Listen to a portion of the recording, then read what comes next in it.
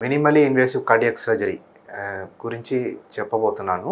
ట్రెడిషనల్‌గా open heart surgery అనేది మీరందరూ విని ఉంటారు. చెస్ట్ మధ్యలో పెద్ద కోతతో ఓపెన్ హార్ట్ సర్జరీ అనేది చేస్తూ ఉంటాము.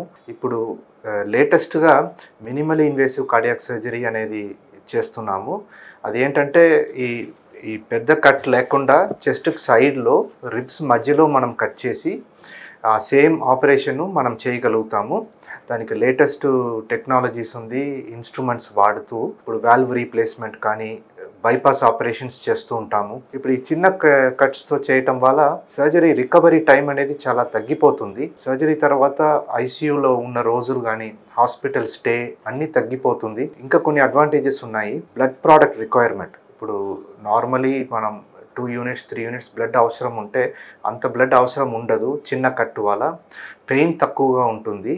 ఇంకా లేటెస్ట్‌గా రోబోటిక్ అసిస్టెన్స్ కూడా వచ్చింది. మన దగ్గర రోబోట్‌తో పాటు ఈ heart surgery or entire heart surgery or part of the heart surgery వచ్చి రోబోట్ చేస్తది. ఇంకా మనం assist with the robot and complete the heart surgery.